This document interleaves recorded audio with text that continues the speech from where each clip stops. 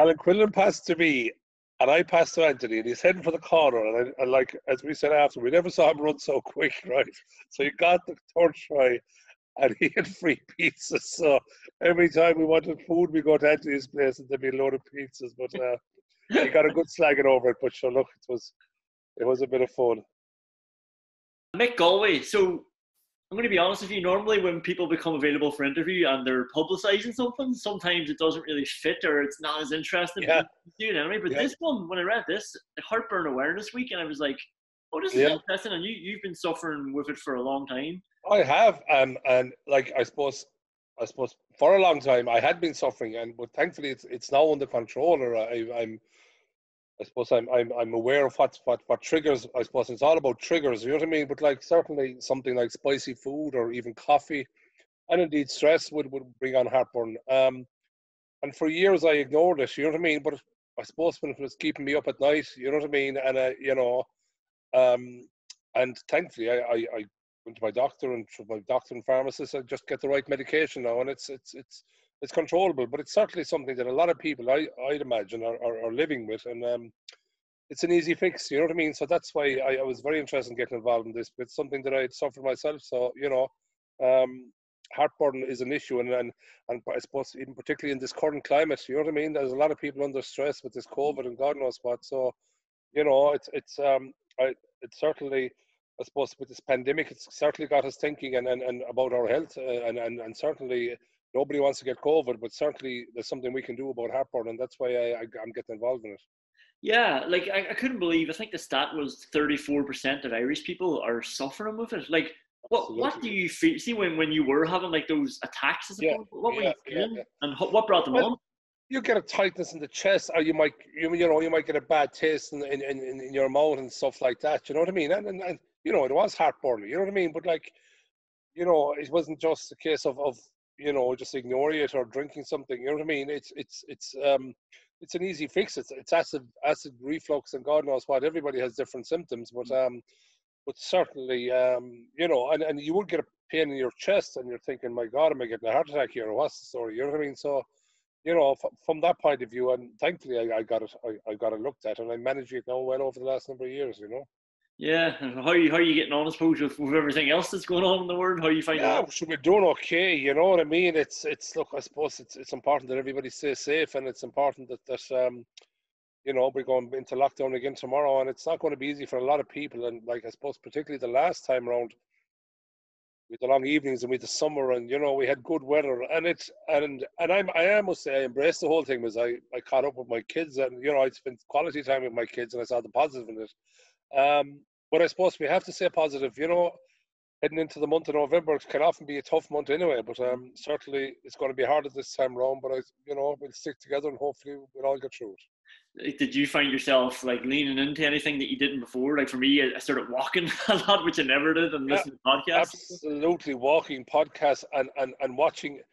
What I loved really was all these replays of games. You know what I mean? And there's games that I was watching myself, and I'm thinking, like the 2002 Heineken Cup final, for example. I'm thinking, how did we ever lose that game? And it was my first time watching it. You know what I mean? 18 years later. And I honestly thought, I spent the last 18 years thinking, Jesus, we weren't good enough. Simple as that. And I looked at it and I'm thinking, we were good enough, and we should have won it. You know what I mean? We made mistakes, which I suppose it's a lot easier watching it after.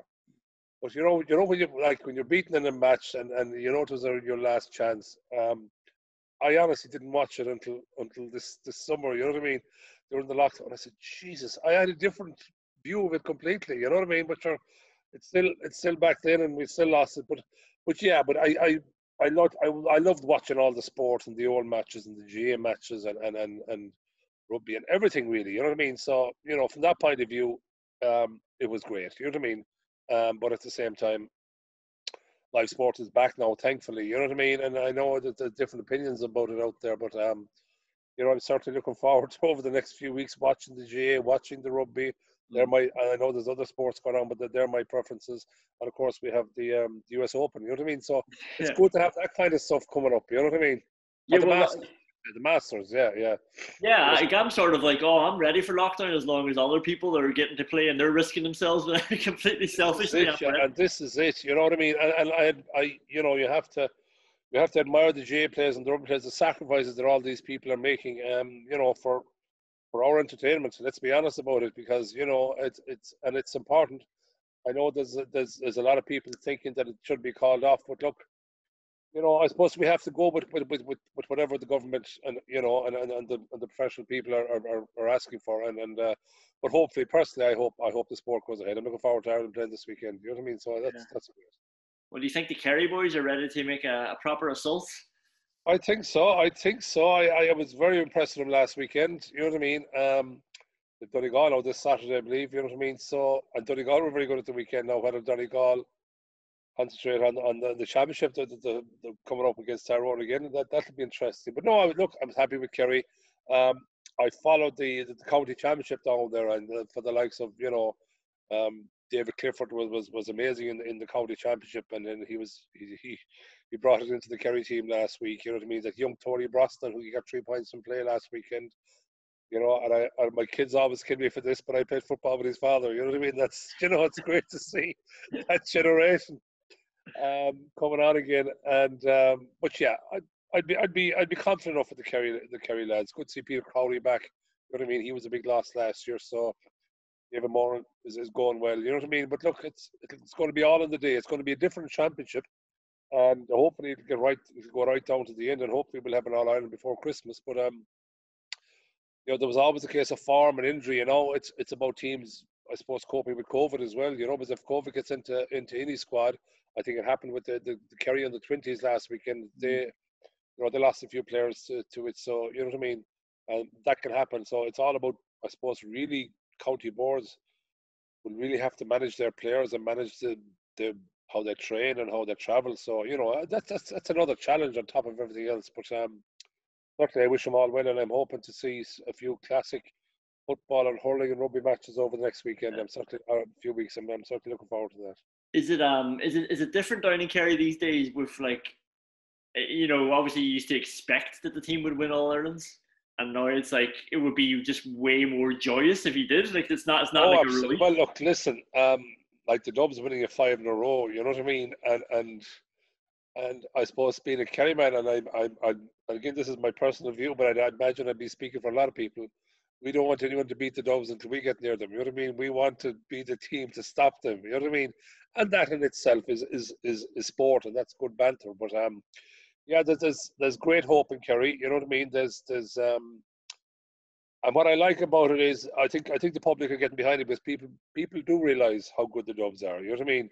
But we want to be up there with them, and that's where it is. We went close last year, particularly in the drawing game, and you know, we were holding our own up to half time in the replay, and they got that quick goal, and that was the difference in the end. But you know, certainly whoever's going to beat the Dubs is going to have to be, you know, on top of their game, and they'll have to do a lot of homework, and certainly the feeling in Kerry is that yes, we have a squad to do it.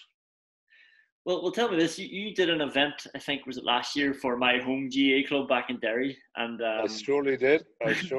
Well, I heard a lot of stories about you dancing as well on the dance floor with Brian Fenton. All part of the gig. Yeah, Brian Fenton. Myself and Brian Fenton had a great old catch up. I would have known his dad again. You know what I mean? But we had a lovely time. You know what I mean? And yeah, we great time up there. You know what I mean? And good people, and really enjoyed my time up there. And I got to meet a good neighbour of mine down from home. Mas Deneen, he's up there a long time now. He was involved in the rugby club there, and he's certainly involved he was involved in Irish colleges teams, I think our university side down through the years, because he had Paul O'Connell on one of his squads. But it was great to catch up with him. Catch up with Mas. I hope he's keeping well. He went through he's recovering from cancer, and you know what I mean. But he's very positive, and we all wish him the well. I'm sure he's lying low at the moment, but big shout out to Moss, good pal of mine. We had great times down through the years, going to matches and meeting him at matches, and you know that's what it's all about. Yeah, like when I worked in Derry, this is years ago, Moss was the big driver of City of Derry as well. He was still the man you went to for anything. You know, absolutely, yeah. Moss is because I know that the lads in Castle Island, when I started my rugby, are always in good contact with Moss, and I know that they'd always meet up in that, you know what I mean? And sure, Moss's brother is still down. I played football against Moss's brother, so Tim, you know what I mean? So it's always great to catch up with them. There's something really nice about that, isn't it? It's like you always just have that connection in sport with people or old teammates or coaches, or you just no matter where you go or how long apart you are, you'll just meet up. Absolutely, yeah. And that's a very good question, because it's like, and it's something that I find I can be very comfortable with. I might meet somebody, or I might be ring them, and they could be they'd be decent, good friends. But you might meet them for a year, and then you catch up, and it's just fantastic. You know what I mean? It's just like it's just like nothing ever happened. We were meant to be. Anthony Foley passed away. Last Friday, 4 years. You know what I mean? The 16th of October, and we were meant to catch up on the 17th in Killaloe, but unfortunately that was called off. There was going to be a bit of a soccer match against the locals. You know what I mean? It's just going to be a bit of fun.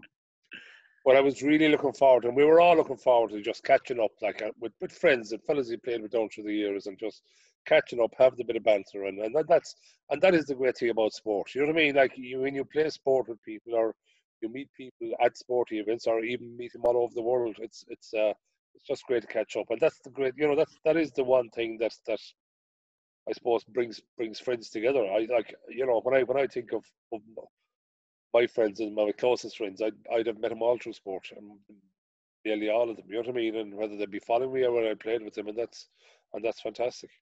Yeah, we had that a few weeks ago. We were going. My club was in an intermediate final, and like a load of us who no longer play with them might be around the country. We're all going to it. We're on the phone to each other on the way down to meet up for the game. And as you say, it's just like where you started, like or where you left off. You just pick it up again. And absolutely, yeah. Do you still have that with Munster?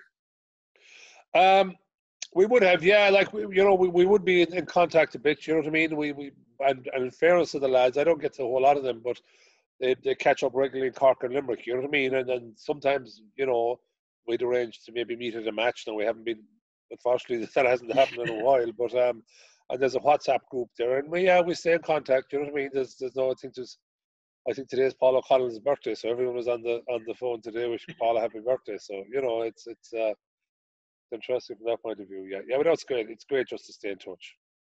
I was just going to ask you about Anthony Foley, actually, because you were playing when he made his debut for Ireland, but he didn't really break in until like 5 years later or something like that. Like that must have been great for you to see. Absolutely. No, and it was amazing because the mid-90s, I was playing the same day that he got his first cap. I was against England in Lansdowne Road, and we had beaten them 2 previous years. You know what I mean? And we were thinking, here we go. But Dean Richard was playing that day, even though Anthony was marking, but Dean Richard was very influential. He hadn't been playing the 2 previous years. But they give us a bit of trimming in Lansdowne Road. And funnily enough, I didn't get another start in Ireland in the Championship until 5 years later, would you believe? You know what I mean? But the great thing about it was, Anthony, I played with Anthony a good few times, obviously, with Ireland, but particularly in, let's say, from the start in 2000, I suppose people remember the day, that Peter String and Ron O'Gara got their first caps. John Hayes got his first cap.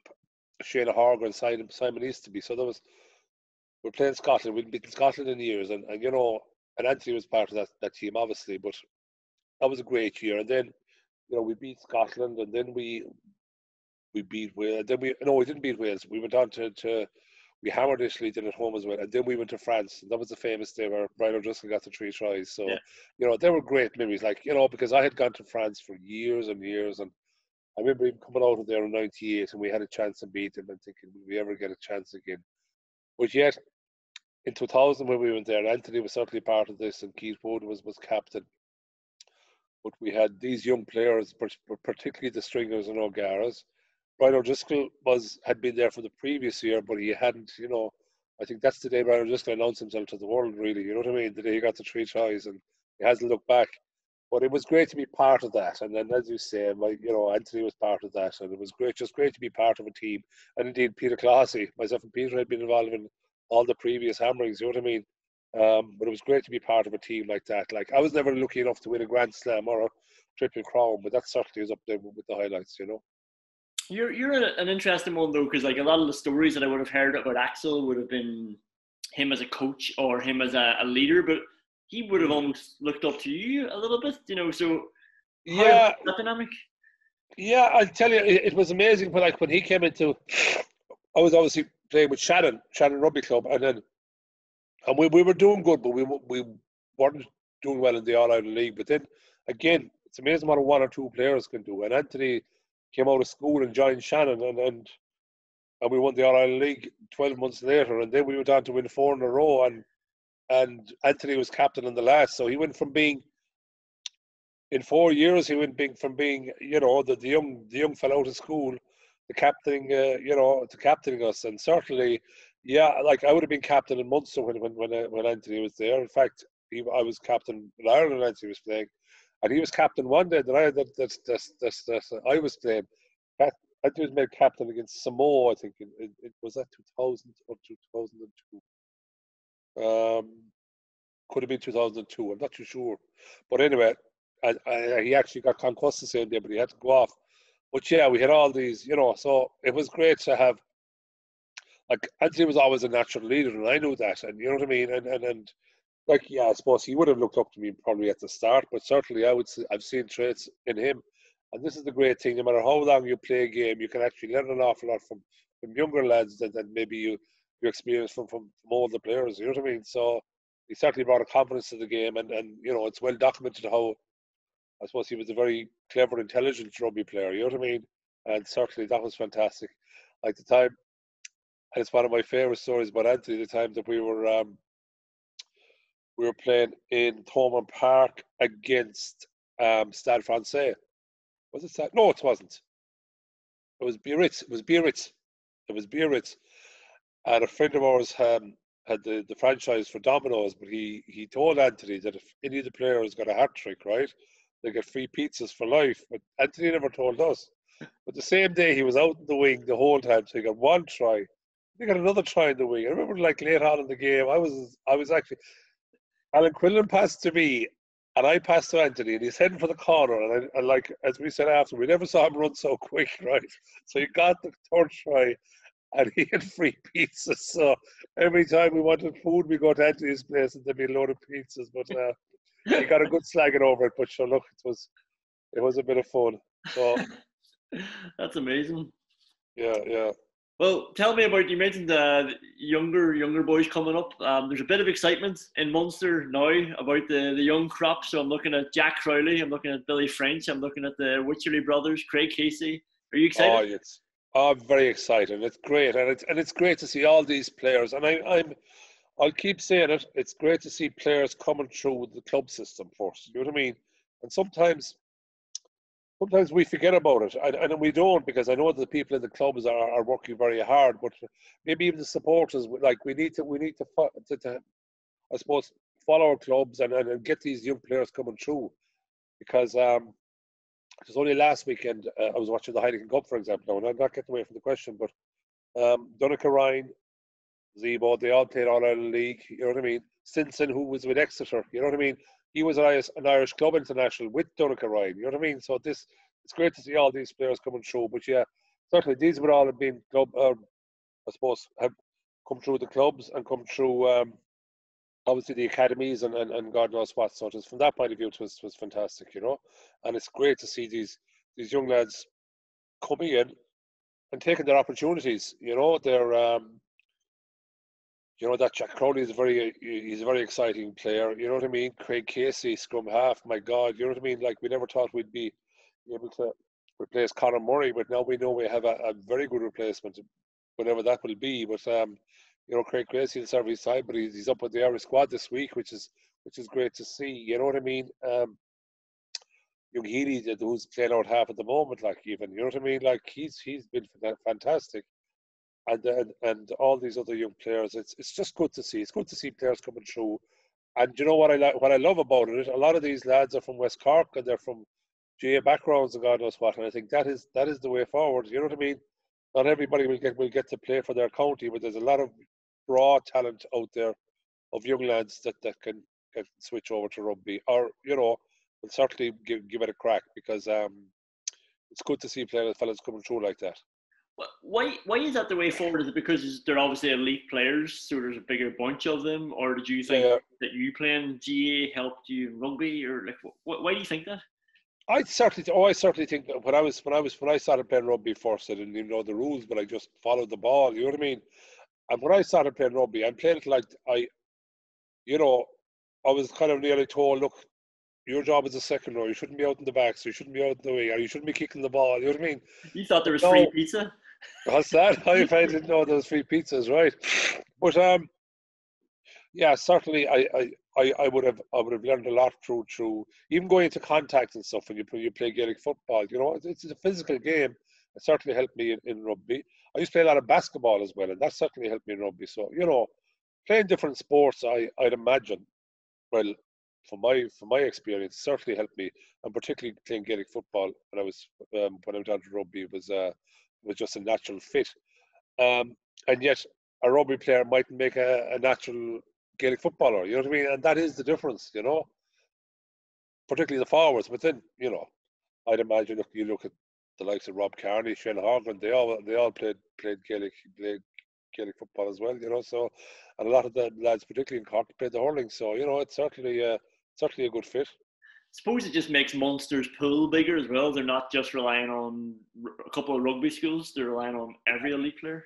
And that's exactly it, because Munster doesn't have it. You know, I think up in Leinster they could have 15, you know, first class schools, and that is probably the best academy in the world. Not mind Europe. You know what I mean? Like when you see all these young players, the players coming out of Michaels, Belvedere, Rock, Clongowes, you know, and all the rest. Whereas in Munster, I know you've PBC, CBC in Cork, you've Rockwell, you've Munchins, but the rest are you know, a lot of the other schools would be mainly GA playing schools. You know what I mean? And yet, you know, you're pulling fellas out of places like if you look at the dynamic of the Munster team at the moment, there's a good few lads from Tipperary, there's a good few lads from West Cork. You know what I mean? And that's what you want to see. You know. Yeah. So just finally, you watched the 2002 Heineken Cup final. You put yourself through it. Did you go back and watch it again? Then are you addicted to where you went wrong? No. I saw it all from what. See, it was kind of mixed emotions watching it. I was mixed emotions because I said, "Geez, we weren't hammered and we weren't that bad." And then I'm thinking we had a chance. Do you know what I mean? Like I honestly felt we could, bar a few, I suppose, knock-ons and a few little just mistakes like that. You know what I mean? We could have got 2 or 3 tries because they got 2 tries the same day. We didn't score, and that was in my head. The team that scores the tries is have to win, but it wasn't like that. You know what I mean? It wasn't like that. But anyway, and we weren't, you know, and I felt even that day because we hadn't, you know, we'd done well up front. You know what I mean? But that's the way it is. You know what I mean? But it's good. I won't be rushing back to watch it again. But I suppose if it was on tonight, I'd put it this way: I didn't record it. You know what I mean? I just watched it. Yeah, well, I hope some of the live sport will help you in a bit of Kerry success and Munster success. Absolutely, yeah. And I'm living here in Kilkenny, so I'm looking forward to the hurling as well. You know, like it's a bit of everything. But certainly, look, just wish everybody who's going out there playing live sport for our entertainment, just to wish them well, and then hopefully they'll all be safe because, you know, they are certainly, with this lockdown now, it's going to be tough for everybody. But and the highlight of the weekend now is going to be watching live sport. Well, for me anyway, you know, I know other people have different priorities, but there's only so much you can eat. There's only so much gardening you can do. There's only so much walking you can do. So certainly watching live sport will be good. Absolutely, Mick. Thanks a million. Well, thanks very much.